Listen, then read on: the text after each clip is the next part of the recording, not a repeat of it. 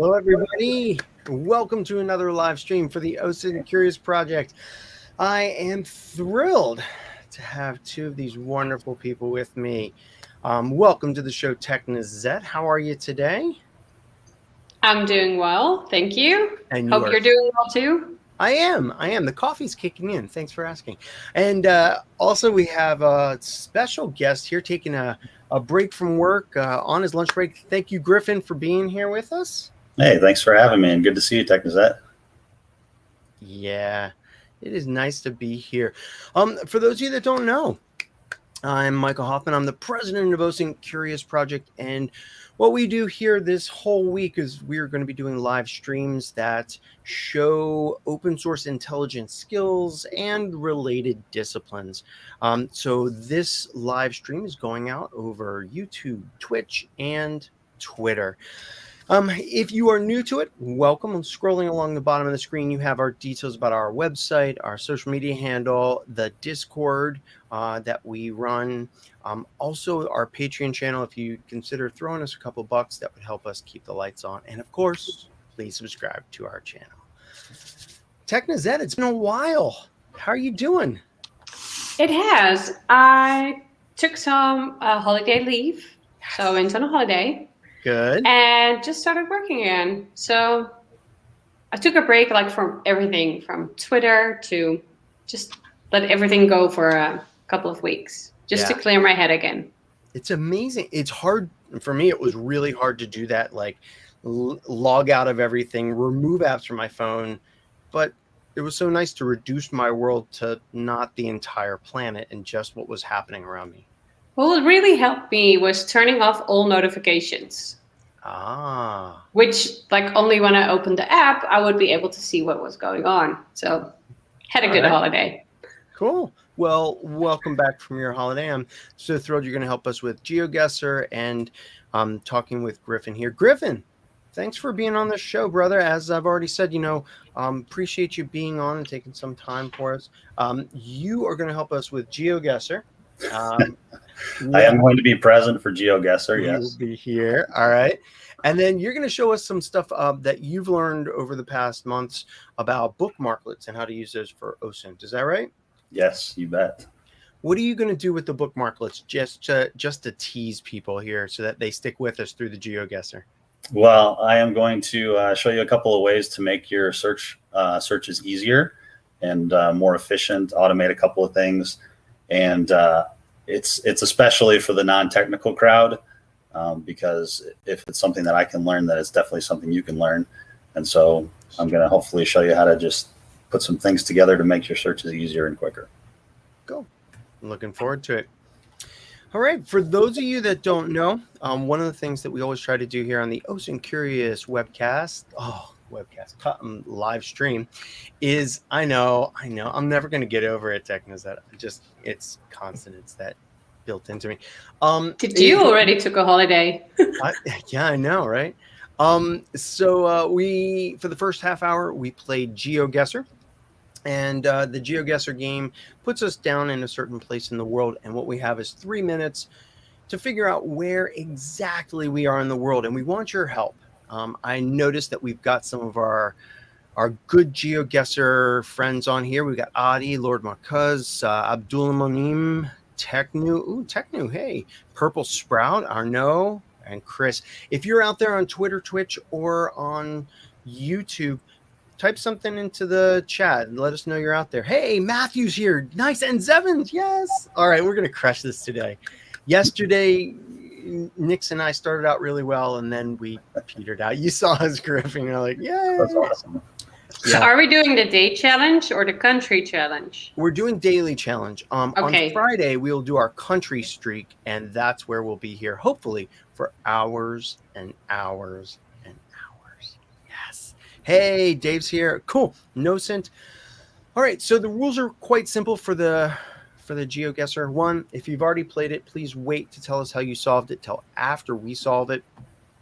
2, if you're going to tell us, oh, that's in this location, tell us why. Oh, it's in this location because I saw a flag or I saw a sign or the license plate, whatever. Let us know that. And 3, Please do not Google, Bing, DuckDuckGo, Yandex, or otherwise use a search engine. All right. Technazette, you ready? All right. Griffin, you ready? Oh, I'm ready. Okay, let's do this. So yesterday, our daily challenge score was 13,365. Today, we need to get more than that. And here we go, everybody. Here we go. All right, we have 5 3-minute rounds starting now. All right. Call things out. I would say Eastern Europe. Yep, I'm seeing the tile here. Oh, and we see the road sign right there, or the street sign. It's all blanked out, but that's definitely European. Or it can be like French area. Okay, let's go down to these cars and see if maybe we can see some license plates, whether they're EU or not. All right. Let's see. I think I see white. blue. Yep. And there's White. blue. White and blue. And it looks like we're driving on the right-hand side of the road here. At least people are parking there. I think I saw a sign. Yep.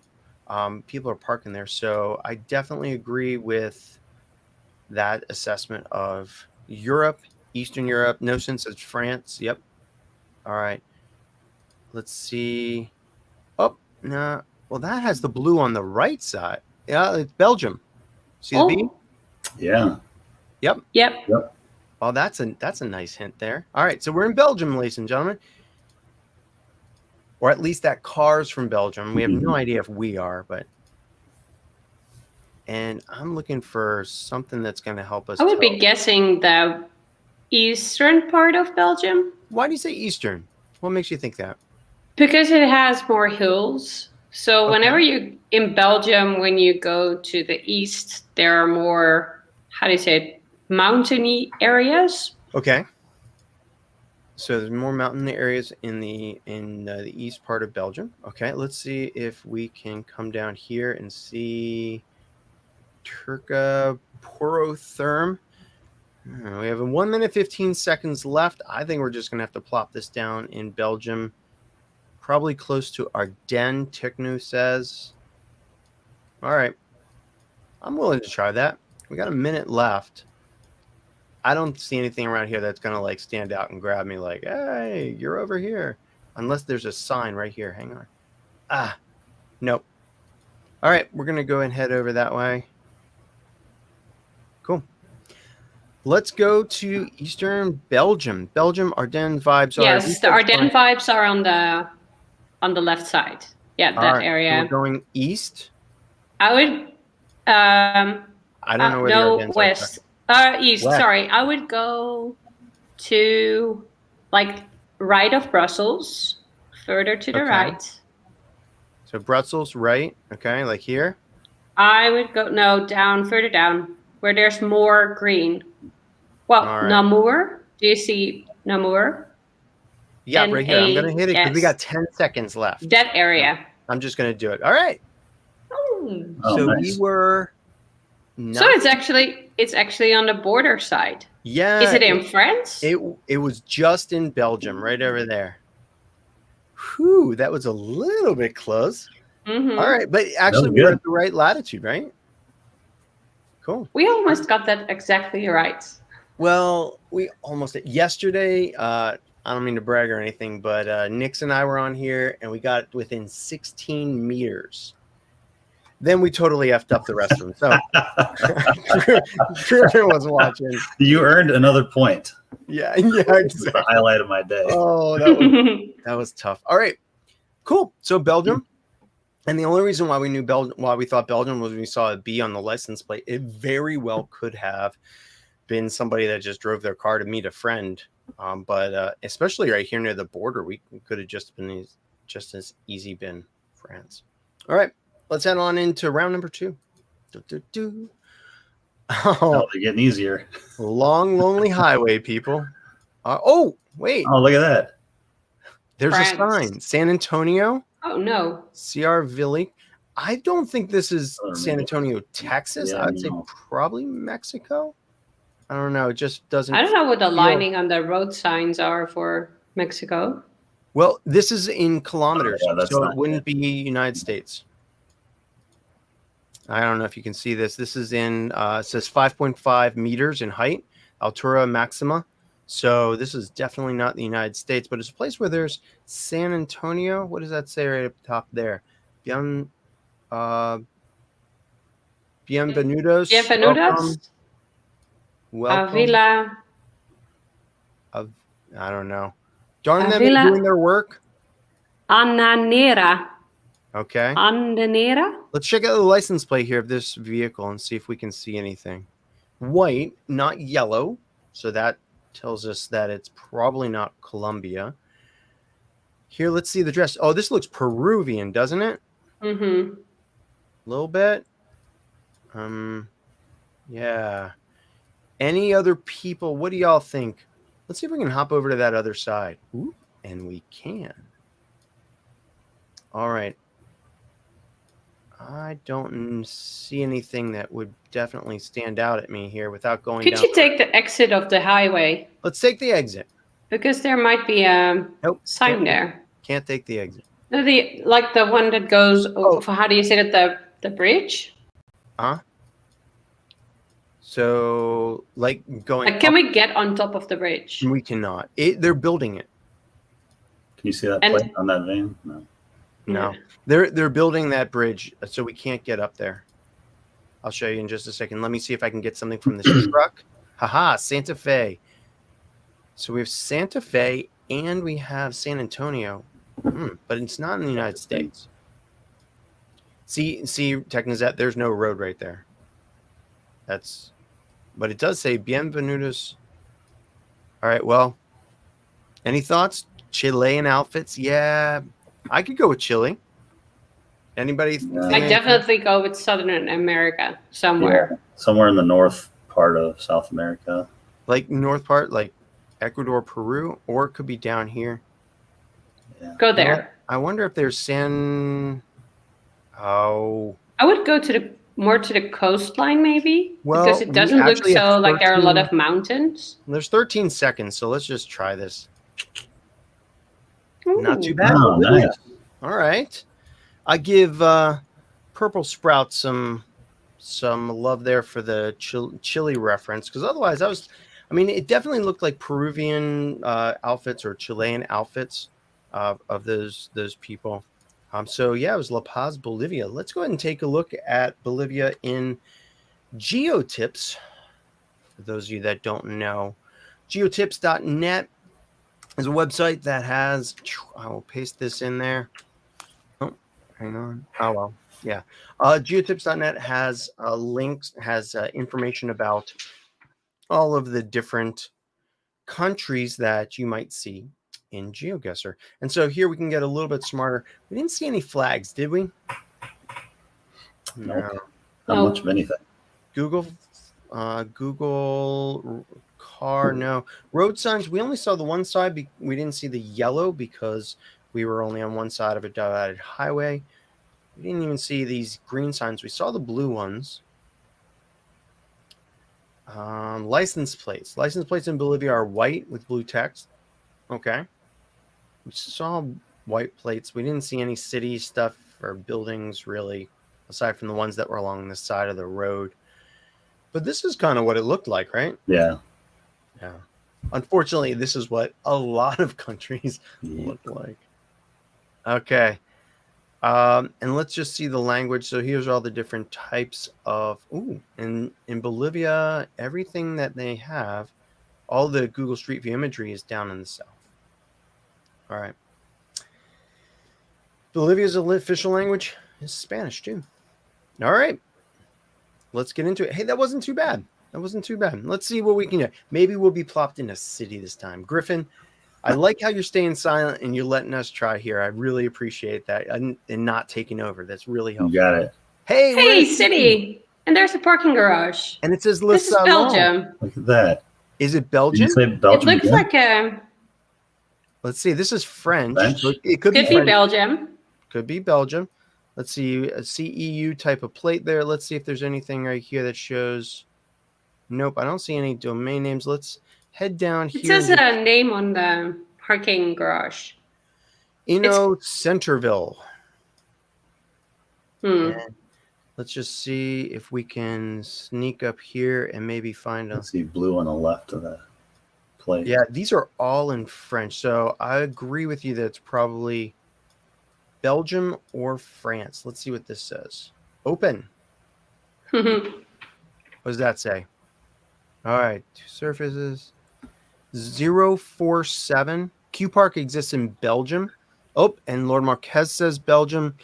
We have a And Q Park also 0471. exists in the Netherlands, but we don't have so many French neighborhoods. Yeah. All right. Oh, wait, it's .be on that sign right up there. See it right there? Yep. All right, so now where in Belgium are we? I believe that the French-speaking part of Belgium is on the right side of Brussels. Thank you for giving me things like right side of Brussels, because you know how good I am with north, south, east, and west. What's on the cabling above the street? On the what? On the cabling above the street back there, there was words. Okay. Go back. Yep, going back. Hang on. Hema. Hema. It's a Dutch store. There. Oh, it's a sports. It's a sports soccer. No, there was a cable right here across that had writing on it. Okay. All right, we got 1 minute left. Right up here, the Inno. No. I'll go further down to see if there's a store named after a certain city. Yeah, we're gonna have to speed it up a little bit. Or here. look on the. Oh no, that's So we are in the advertisements. city. Oh, there we go. There we go. There are signs. Via Hout. 40 Great. seconds. I'm gonna head over here to Europe, to Belgium, and then I would go Brussels. Yeah, I was going to say, pick the big city. Yeah, Brussels. I would go Brussels. Yep. All right, let's pick that. See what happens. Not too shabby, people. It was where we picked it last time, right? Oh, it was Charleroi. There, no more last time. What was that? Oh wow. Okay, cool. Nice. 49 kilometers is not too shabby. Cool. All right. I'm excited. We're actually doing okay. And thank you to our audience here. Was that what everybody was saying? Oh, not Brussels. See, no sense said south or lower. Okay. Well, good. All right. Let's go on to round number 4. Here we go. We've got stone blocks, AC. How's there an AC but no windows? There are windows. It looks like there are no windows. There was a sign, by the way. I'm not Where's sure if the you sign? can. To the Behind right. you. Yeah.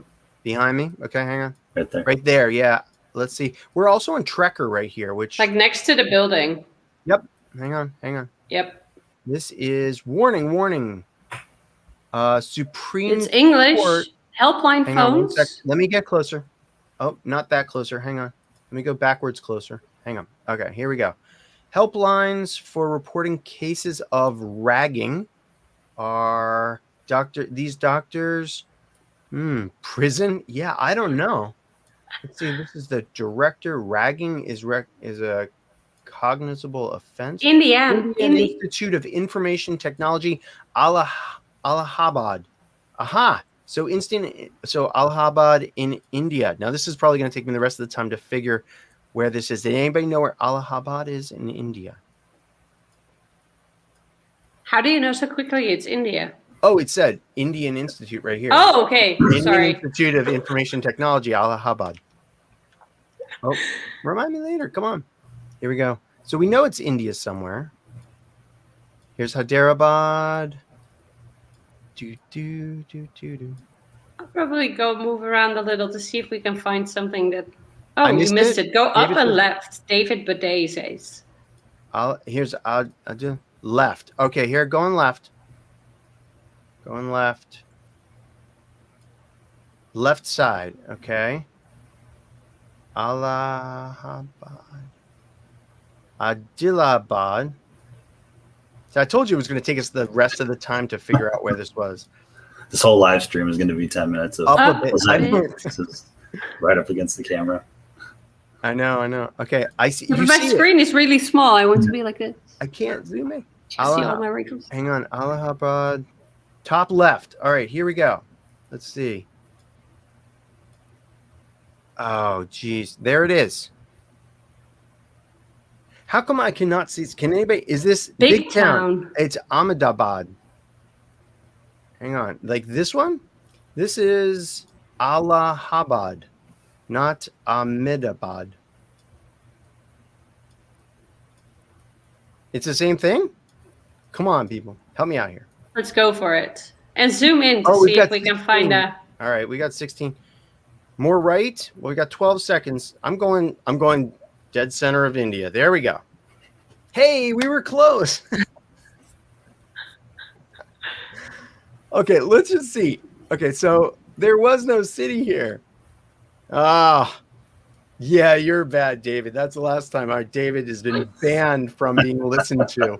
It's right there. No, it's not. All right, so zooming in.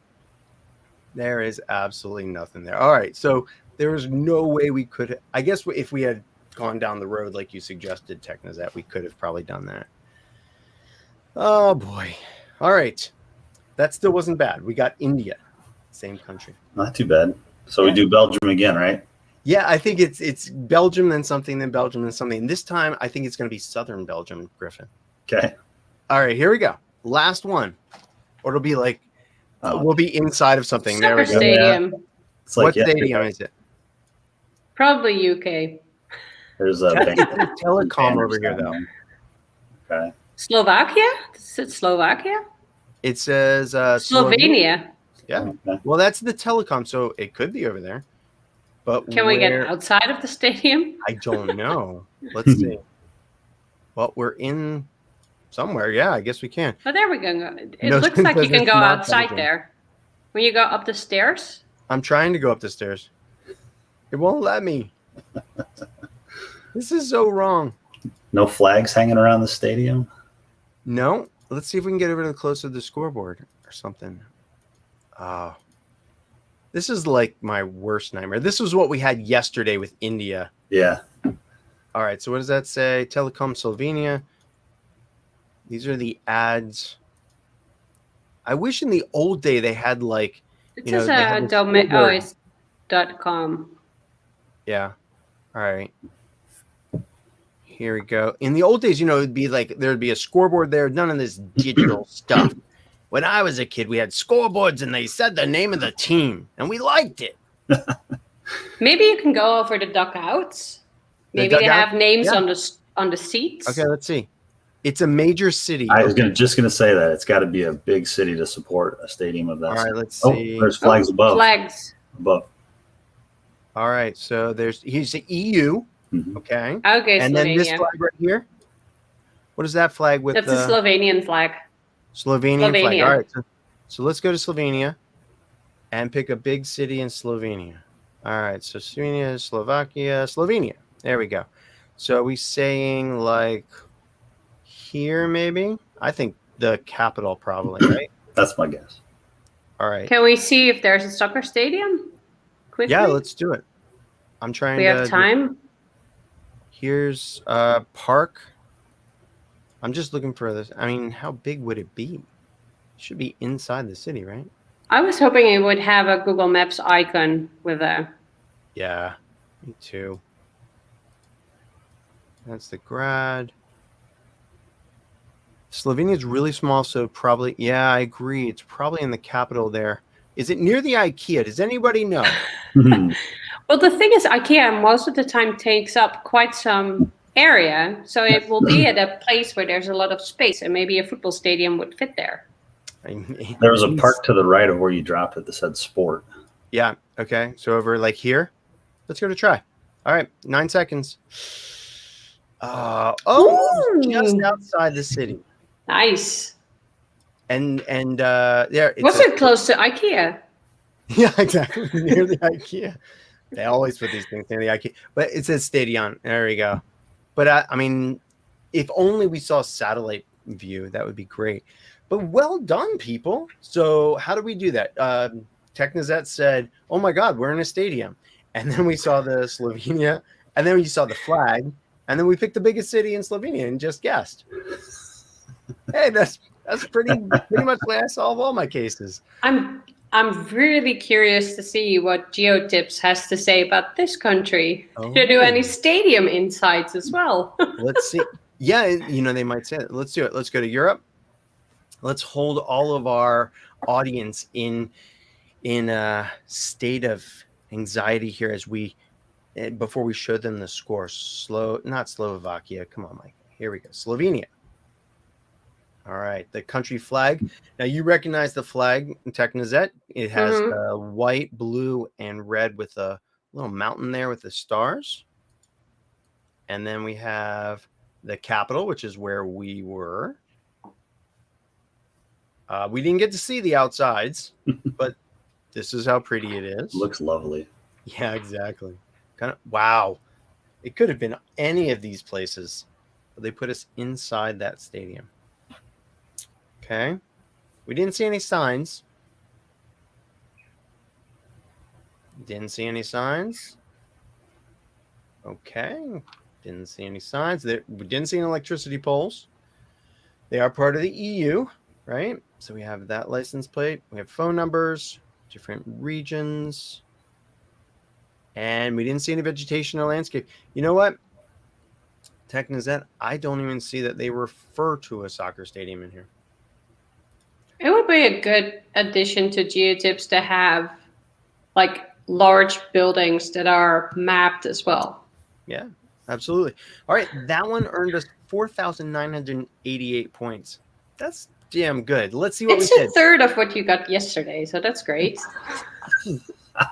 20,000 points. That's awesome. Wow. Yeah, and we nearly got in every single country. I mean, over here we got nearby. Over here we got the multiple Belgiums. Nice. Hey, I'll take that. It was very Europe and Asia focused today. No South Africa or anything like that. All right, cool. Well done to you both. I'm glad I could sit here and see that happen. You know what? Every team needs an anchor that's there in case we need him, Griffin. That's right. You were the anchor today. If we were allowed to Google, I'd have been all over that. Yeah, absolutely. We know it. You and your Googling skills. All right, people. Well, that was terrific. That was a really respectable score. I think anything over 13,165 is pretty respectable score for us. And we definitely did that. Thank you to our audience who helped us out with that, except for David, who made us go to the wrong place in India. Holding that against you, David. All right, well, let's go ahead and shift. For those of you just joining us, we are the OSINT Curious Project, and we are here with Griffin, who has taken some time off of work to come and show us things about Bookmarklets and how we can use Bookmarklets, JavaScript, and automation to do things more efficiently in your OSINT investigation. So, yeah, Griffin, I'm going to go ahead and share your screen if that's all right. Yeah, that's great. Thank you. And I'm glad that Technizet is here because I intended to reference her in something I was going to say. So do this live. Totally unexpected, by the way, putting you on the spot. Excellent. So not scary at all. Yeah, no big deal, right? Yeah. So I'm going to show you all something that I've learned by way of some very smart people. And I'm going to also show you how I learned from those people so that you can go learn yourself. But I find that in the OSINT world, there's a lot of repeat research that you might do across different platforms of the same type. For example, if you're researching a domain or looking for a particular person, you might find yourself repeating the same search terms on different websites over and over. And some time ago, I was exposed to using Bookmarklets as a way to automate some of those searches if those sites allow you to manipulate the URL to perform the search directly from a URL. And some of the reading that I did ahead of time, I have highlighted here on the screen, and then also Micah can drop in the chat, but 3 different folks here to give credit to: Jake Krebs, Sin Windy, and Chris Poulter of OSINT Combine. Those 3 folks provided some really great learning materials. And yeah, thank you for dropping that in there. Yeah, that did not work as well as I would have liked it. I'll probably paste the links in individually. I apologize, everybody. I'm new to computers, so Hang on. Bear with me while Griffin explains this. Very well. So I think Sin Wendy's blog was the earliest that I read. You have to take a look. But basically, what we're going to do is we're going to create a bookmark that executes a bit of JavaScript code against a website or a number of websites to perform a particular function. Now, these are not very advanced, and there are a ton of things that you can do with bookmarklets if you have those skills or if you want to learn them. This is just a kind of an introductory primer to how they can be used to automate some searches. Jake did a great set of tweets that explains kind of step-by-step how to make and create these. And then Chris Poulter gave a talk at the Sans OSINT Summit several months ago that's out on YouTube and available, where he explained a couple of different use cases. So a lot of folks out there using them. I thought, I'm going to give this a try. I have absolutely no coding skills, so just putting that out there. Don't feel like you have to have coding skills or you have to know those types of things to be able to do this. Just have a little bit of determination and be prepared to have mistakes happen and have to correct those, because I definitely did every single time I made these. So what we're going to do is I'm going to show you a couple of basic ones. And I do have a blog that outlines how to write, I think, 4 of these. If you want to go back and see these kind of in a step-by-step fashion, you can go to my blog at hatlesswonder.com and check that out. There's an article there not too long ago that kind of outlines how these work. But the first one that I have up here is a phone search. And this is the code for it. So before we get into that, I'm going to show you kind of what this looks like in practice, sort of give you the dessert first, I guess. These are some bookmarklets that I use that I've created for different searches that I repeat. And if you were to do, like, for example, we'll start with like a US name and state. So I find myself a lot of times looking for people on people search sites. When you click on that bookmarklet, it pops up here with this box. And I've told it, okay, this first box, I want it to ask me for the first name. So I'll say John, for example. Hit OK. Ask me for the last name, Smith. Hey, Griffin, it's pretty small, man. Can you embiggen it for us? For this, you might need to do the magnify thing where you, in the appearance. I'm sorry, buddy. I can't see that. I'm old. I'm breaking your rhythm, I know. I'm like on a 30-inch screen, and I can still see it. Where are your glasses? It's just so tiny. I don't know. All right, fine. If everybody can see it, that's fine. You know what? It's going to be recorded, and I can blow it up there. Keep doing your awesome stuff, Griffin. Sorry. Theater of the mind. Come on, man. Go ahead, man. You're good. So to do your spiel, you're looking for first John. name, then last name, and now in this case, state. So we'll just pick a state, Alabama. And it automatically loads the different sites that I had pre-programmed in there with the search. And it gives me the results. So you can add in any sites that will allow you, when you do a search, you see how it puts the name into the URL. You're basically replicating that URL and opening it up in a new tab so that you don't have to constantly go to each of these sites and type in John Smith, type in Alabama, and so on. So when you run the bookmarklet, that JavaScript pops up. It says, you just enter in that information there. Then it takes those things, stores them in as variables, and then just inserts that data into URLs that you already know the format, and you just put in the first name, the last name, and the state, and then it opens up tabs in your browser. Yes, right? Exactly right. Yep. Okay. Yep, and I'm going to show you what those variables look like in the code. Okay. But this is what the result looks like. So if you have sites that you fancy for, looking up people, for example, and you know that when you conduct a search on those sites, you see what you're searching for, your search terms up here in the URL, then you can make one of these types of bookmarklets. Now you can make other types with ones that interact with the page, but that's a little above my pay grade. So for today, we're going to focus on the ones that let you do the URL manipulation. Now, I will say that certain things, like you'll run into CAPTCHAs on certain sites, not surprisingly, especially for the better ones, in my experience. And being on a VPN can also affect that as it would normally. So that's kind of what that looks like when you execute one of those. Now, I'm going to show you what the back end of that looks like. And this program, by the way, is called Brackets. You can get any number of these. I mean, you can also do it in any text editor, Notepad, things like that. So I like the way that this brackets program looks, so I use that. The one that we just created here and used, the U.S. name and state search. Now this is also in that blog, and Micah mentioned variables. So the first thing that I have to do is tell it what each of the variables are that I'm going to look for. So that's what this VAR and then first name space equals space, and then prompt is going to tell it to pop up with that box and show you that text in the box, and it's going to say enter first name. You can tell this to tell you whatever you want for that box, but in this case it pops up with a box and says enter first name. The next variable is a box that pops up and says enter last name, and then the third one is a box that pops up and asks you to enter the state. Now the reason that you do this is because I know from those URLs and looking at the way that they populate when I do a search, those are the parameters that are going to show up in the URLs: the name, first name, last name, and the state.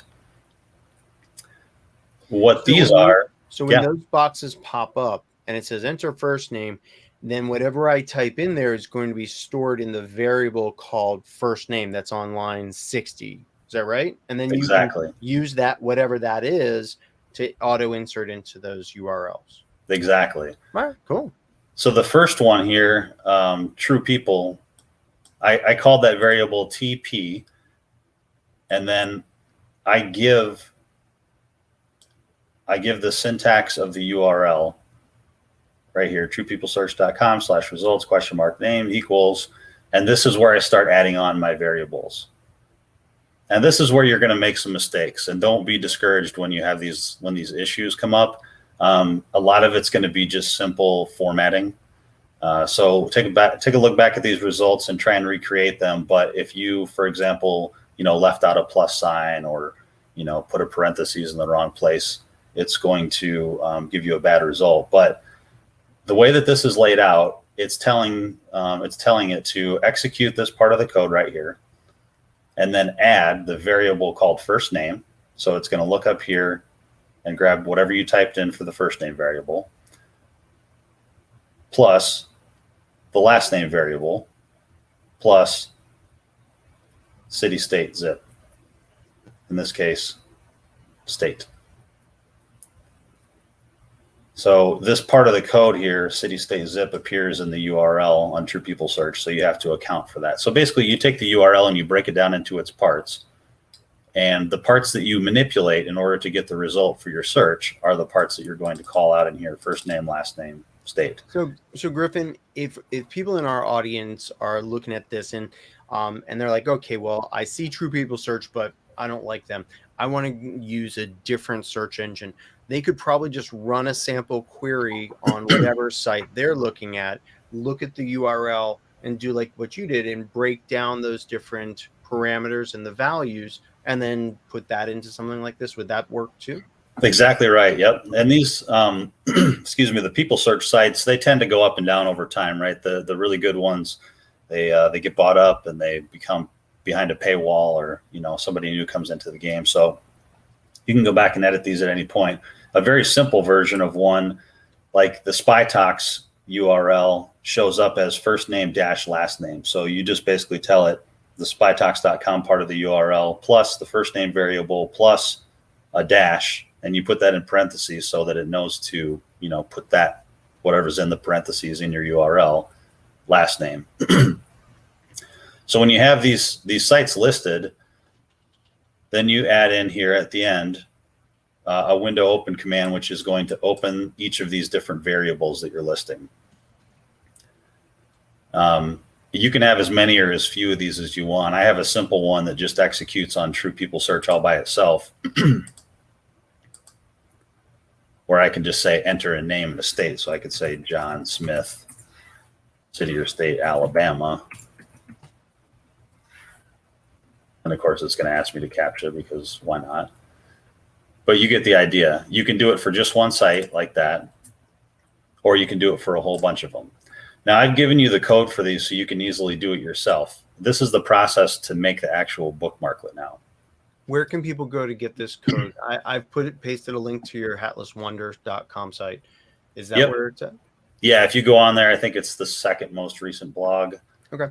So if you scroll down, you see it there. But we have to take this Java and we have to make it into what's called minified, so that we can make it into a bookmarklet. So we copy this, and I believe Micah dropped the links in there for these sites. I'm going to grab this site here real quick. This is javascript-minifier.com.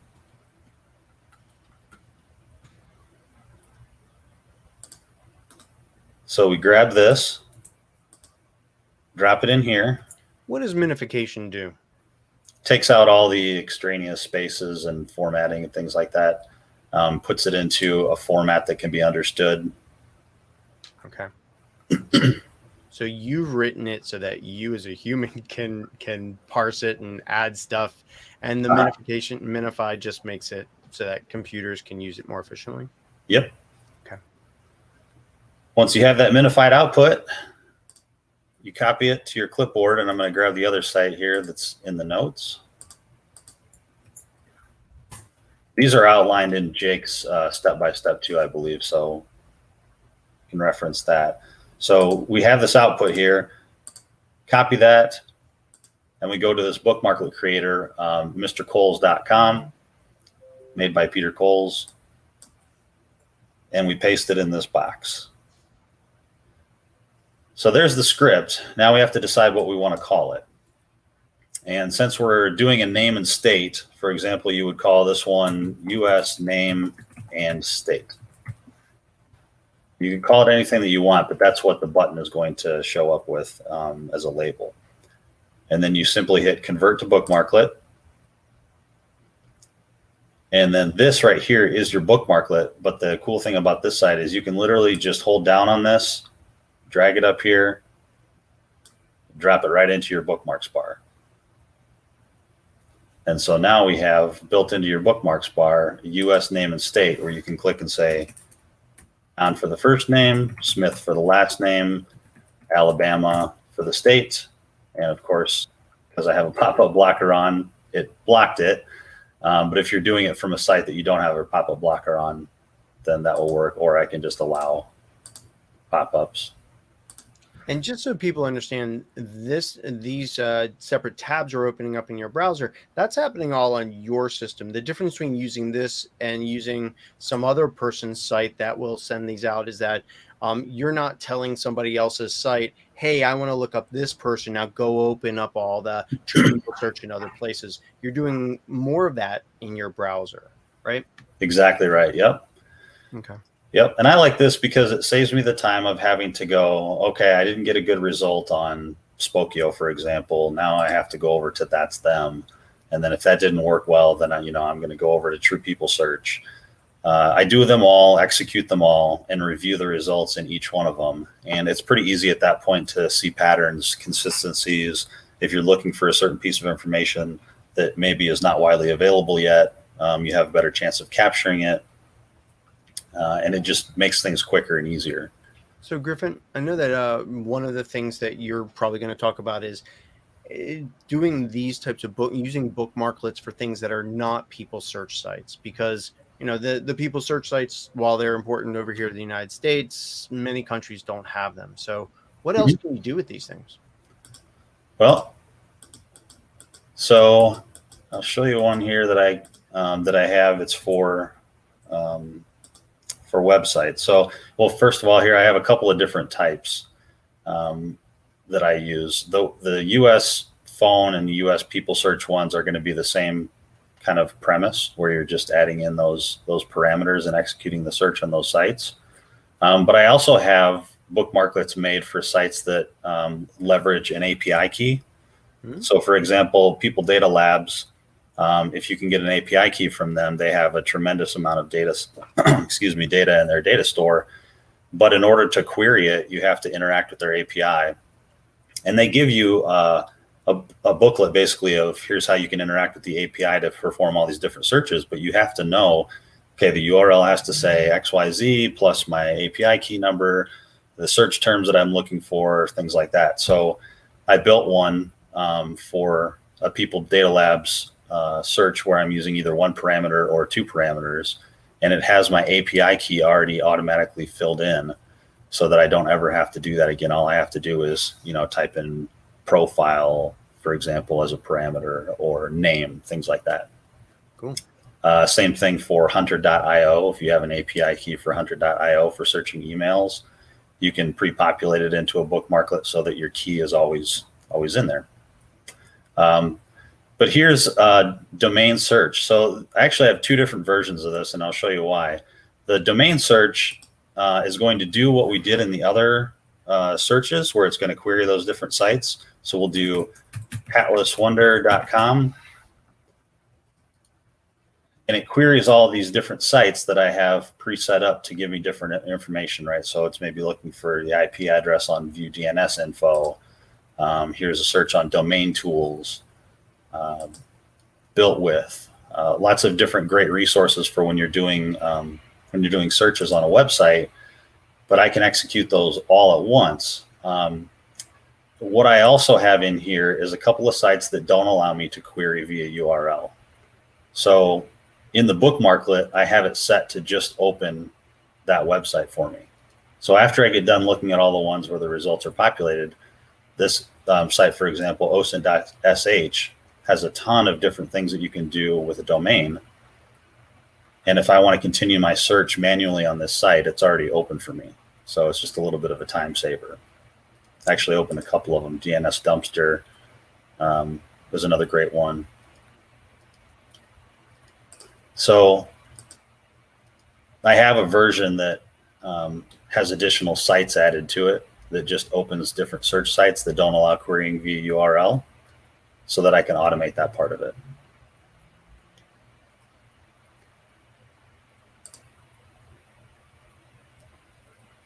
One other thing.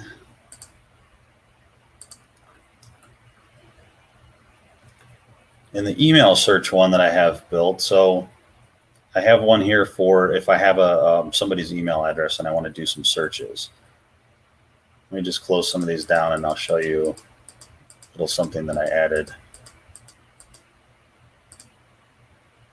So email search, we'll do johnsmith@gmail.com. Sorry for picking on John today. So this queries a TrueMail API, email rep, which I've exceeded for today already. But it also does other things. So here it populates johnsmith@gmail.com in a Google search in quotes, so that I can take a look and see what Google has indexed where johnsmith@gmail.com was captured. One other thing that I did with Google is, because True People Search does not have a function to search for a Gmail or search for an email address. You can search by name, address, and phone number there, but they do have email address in their results. I set up a Google dork here for site:/True People Search and a space for the email, so that I can query Google to see what they've indexed from True People Search about a particular email, whereas you can't search that directly on their site. This is where I was going to pick on Lisette a little bit, because she does such a great job with URL queries for sites like Facebook and different social media platforms, and understands how you can use URL manipulation to get results in different ways.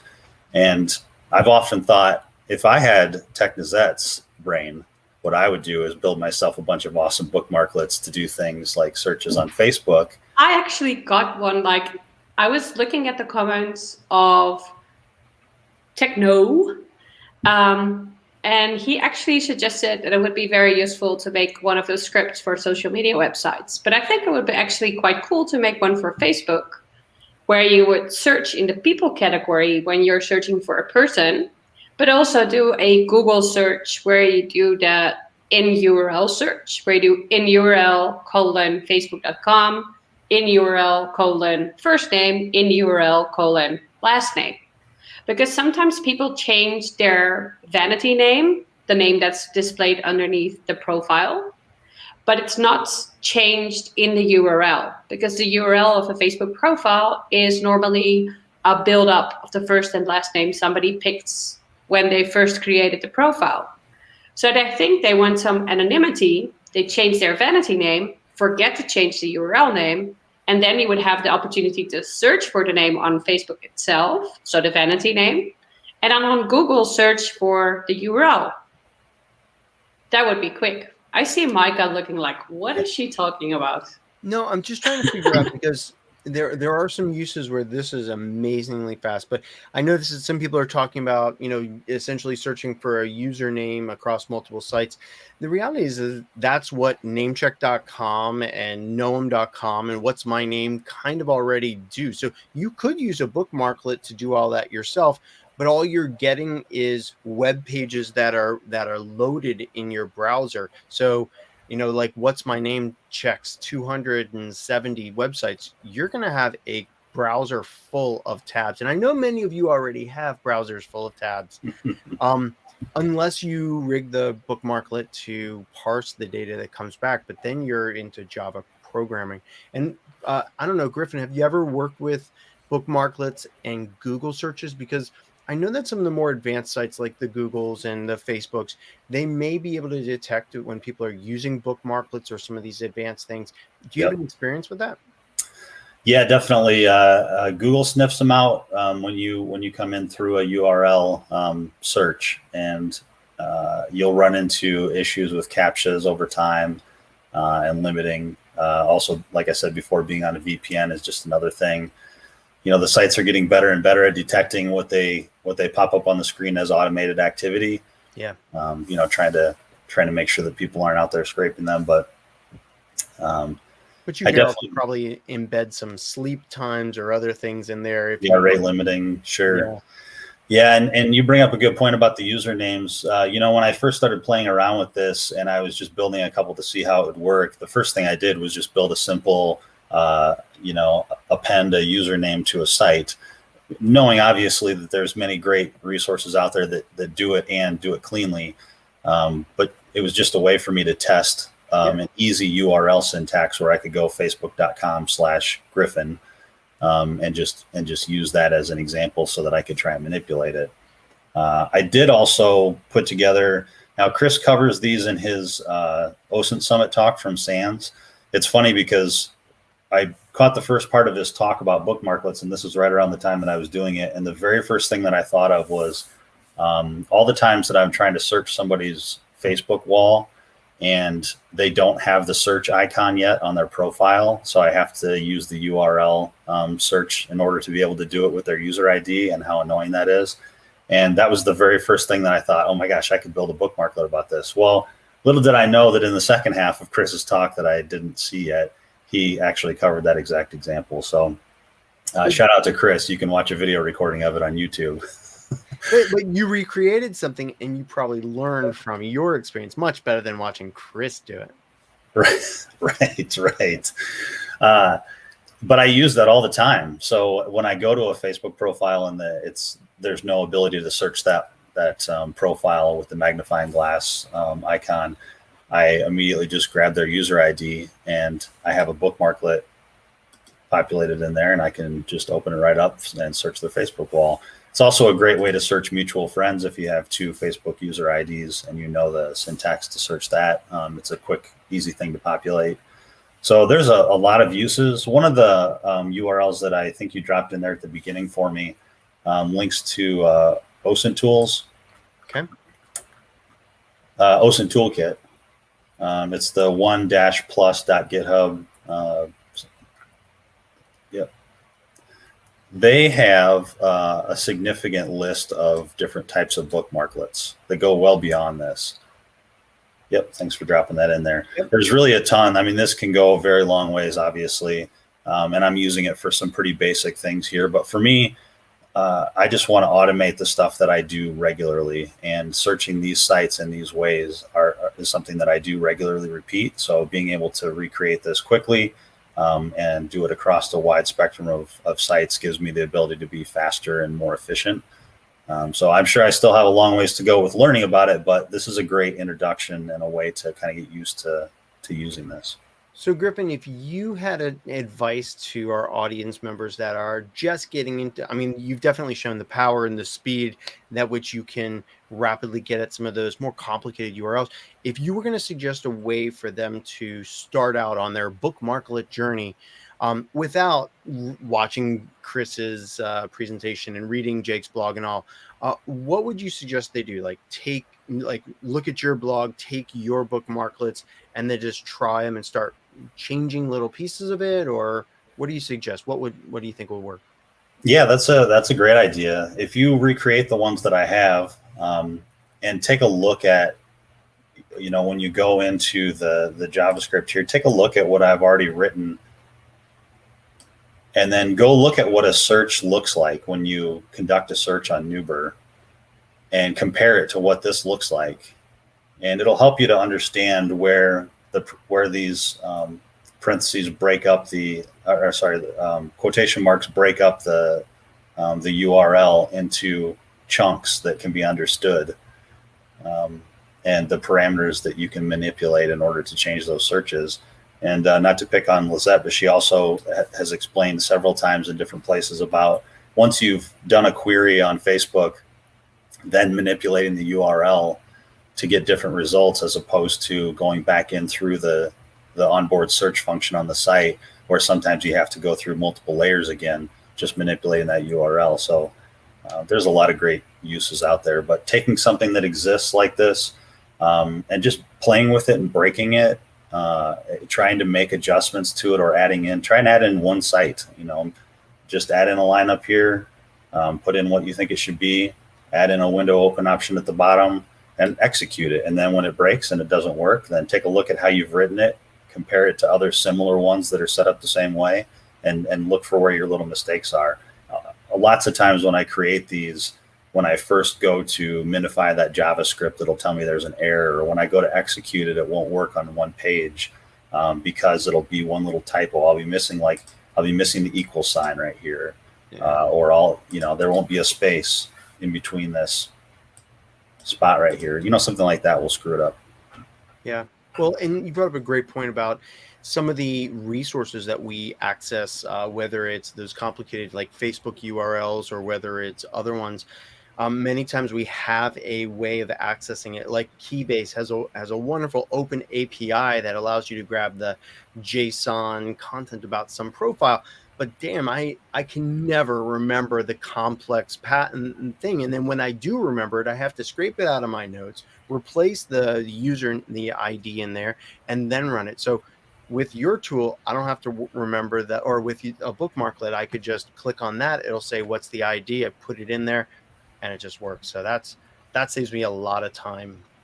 Yeah, that's a great point. This is the People Data Labs one. So here's the section for the single parameter search. And in this case, you can see how long this URL is. Yeah. That's going to include your API key when you put that value in there. Hey, that's my same key. That's very cool. Yeah, I made sure to check this ahead of time. Yeah, so I haven't given away my API key. But you can see how long that is. And now all you need to know is what the parameter is that you're going to search for and what the value is. So, parameter being email, parameter value being johnsmith@google or gmail.com. That's all you need to know. Very cool. That's great, man. So let me ask you this. We're getting close to the top of the hour here, and I know that people need to go. Is there any site or thing that you would suggest not using Bookmarklets for? I know you said you're just starting out, but it looks like you're a lot farther than just starting out here. And in your experience, what should you not try to use Bookmarklets for? If anything. If nothing, that's cool. Well, I've run into some issues with, like I said, some of the better people search sites stopping you. And after you do a number of queries, I don't know if they fingerprinted you at that point or what, but they, blocking you, shutting you down. I've been kind of experimenting on social sites, and I've recently had a couple of different sock puppets shut down. And I haven't exactly attributed it to this specifically. I've also done things like trying to test different extensions, and I know sometimes those can bug out a social media site. So I guess for me, it's just trial and error with that kind of stuff, and just know that you know, if you're doing something like using a sock puppet on a social media account and trying to come into the site through the URL with a search, that they're going to see that. And, you know, I guess you're putting that at risk if that's something they're looking for. Yeah, that was one of the things I learned from Technazette. You know, if only she were here, we could talk about her. You know, was that sometimes just using the search field in Facebook or other tools is the best way, because that's the way they expect you to use their site. Hacking the URL, while cool, while get you certain things, if you can use the search field, because, well, it's normal. I know that doesn't. It is, but it does, like when looking for Facebook specifically, for us as open source investigators, we were not used to using the search bar, because the search bar didn't always get us the right results. So we started manipulating the URL until they shut that down. Yep. Yep, that's right. So yeah, sometimes the search field is the best way to go, and sometimes it's just like to be OSINT curious, to manipulate the URL to see if it can get you new results. Yep. That's exactly right. And the most important thing to remember here is that you, like everybody that's watching this, that's thinking, I don't think I could do that. You can absolutely do this. I promise you. It took me an evening at one point of fiddling around and making mistakes and making corrections and figuring out, you know, where the errors were. But the steps are laid out in those guides and the video. And there's plenty of resources. I did a lot of Googling about different JavaScript, you know, what does %22 mean in JavaScript as opposed to whatever I'm seeing on the screen, because I didn't know what those things meant. Spend a little bit of time messing around with it. And as soon as you make the first one, at least for me, I jumped up out of my chair. I was excited. Yeah, it was awesome. I felt really cool for, you know, doing something like that. And then after that, just my mind expanded and I thought, okay, what else can I do? What else can I add? And now I love it. I want to do more, but you can do it. Trust me. You can do it. If you have a question, you can send it to me. If I can't help you, I'll find you somebody that can, but I promise you can do it. Cool. And Griffin goes by Hatless Wonder, Hatless1DER on Twitter. You can hit him up in direct message or just at him, and he will help you out. But like you said, Chris Poulter is actually going to be on the show in about 3.5 hours. Yeah. We're doing a special show with Chris Poulter. So if you like bookmarklets and stuff, want to hear more about that, you know, you can come later on today and we'll talk with him about that. But thank you, Griffin. Appreciate you sharing all this and releasing the stuff, blogging about it so that other people can learn. Yeah, thanks for having me. I really appreciate it. And everybody definitely check out Chris later on today. He's amazing. Absolutely incredible. Learned a ton from him. Super, super nice guy. And can't say enough great things about him. Yeah, absolutely. Well, Griffin, thanks for being on. Appreciate it. Technazette, thank you for being on. You're welcome. I get a little head nod curtsy. Like it. And thank you to our wonderful audience that's kept us engaged and keeps on questioning things in the chat and has helped us achieve a pretty damn good score in Geoguessr. All right, everybody. Like I said, we are doing these live streams all week at 1800 hours UTC. Tonight's a special one. We've got another live stream tonight at 2230 hours. That's 10:30 UTC PM. That'll be Chris Poulter over in Australia joining us to talk about OSINT Combine, his site, his company. It's part of our sponsor series of live streams. So if you're up for Chris Poulter all the time, come on over. And be with us. All right, everybody. Well, thank you for coming. And I guess we should say stay OSINT curious, right? Yeah. Cool. Take care, everybody. Good to see you guys. Bye-bye.